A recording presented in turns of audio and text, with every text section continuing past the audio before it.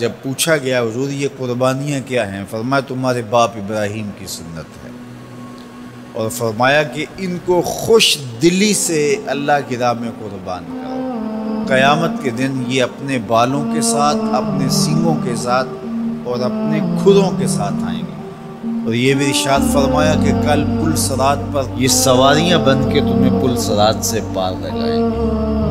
اور جب قربانی کے لیے کوئی شخص جانور خوش دلی کے ساتھ رضائے الہی کے حصول کے لیے ذبح کرتا ہے تو اس جانور کا خون زمین پر گرنے سے قبل یہ عمل قبول کر لیا جاتا ہے۔ اور یہ بات بھی ذہن میں رکھیے گا کہ ایام نہر یہ 3 دن جو خون بہانے کے ہیں، 10، 11 اور 12 تاریخ، ان ایام میں آپ جو بھی عمل کریں، نماز پڑھیں اور دیگر صالح اعمال کریں، بہت قابل قبول ہیں اور اللہ ان کو قدر کی نگاہ سے دیکھتا ہے۔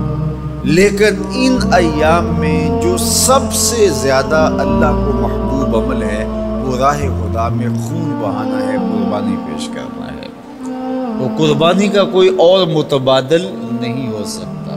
کچھ لوگ یہ فلسفہ ان دنوں کے اندر بیان کرتے ہیں کہ 20-50 ہزار کی قربانی کرنے کی بجائے اتنے اگر کسی غریب کو دے دیے جائیں تو اس کے 2-3 مہینے خیریت سے گزر جاتے ہیں، اور وہ گھر کے اندر جو ہے وہ ضرورت کی چیزیں ڈال لیں، تو گوشت تو 2-4 دن کے اندر کھایا پیا جاتا ہے، ختم ہو جاتا ہے۔ لیکن اگر اتنے پیسے کسی غریب کے گھر دے دیے جائے تو یہ اچھی بات ہے۔ تو اسلام کب اس عمل سے روکتا ہے؟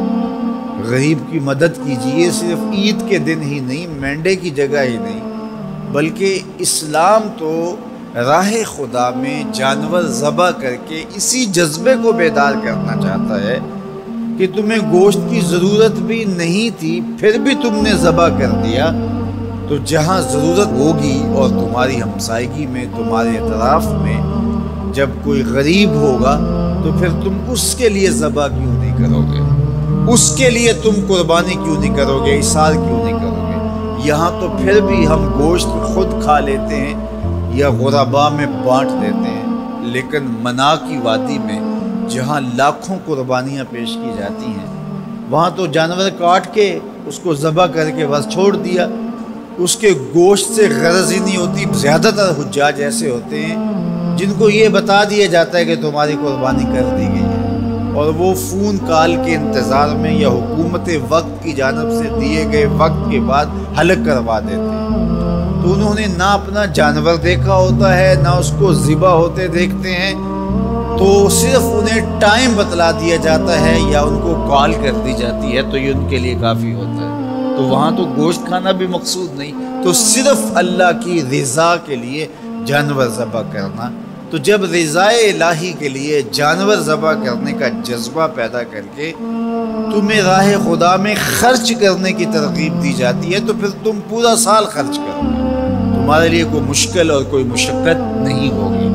لیکن اگر تم جو ہے وہ اس جذبہ خیر سے نور حاصل نہیں کرو گے تو پھر تمہیں یہ دولت نصیب نہیں ہوگی۔ تو سب سے افضل عمل ان 3 ایام کے اندر جو بتایا گیا وہ یہی ہے کہ راہ خدا کے اندر خون بہانا ہے۔ اللہ کے محبوب علیہ الصلوۃ والسلام کی خدمت میں جو ہے وہ مینڈے لائے گئے جو چتکبرے تھے، اور حضور علیہ الصلوۃ والسلام نے اپنے مبارک ہاتھ سے ان کو ذبح کیا۔ تو عید قربان یہ ایثار کی عید ہے، یہ قربانی کی عید ہے، اور اسلام ہمیں قربانی سکھاتا ہے۔ اسلام لمحہ لمحہ قربانی ہے، ایک ایک ساعت اسلام قربانی کا نام ہے، اور ہمیں درس زندگی یہی دیا جاتا ہے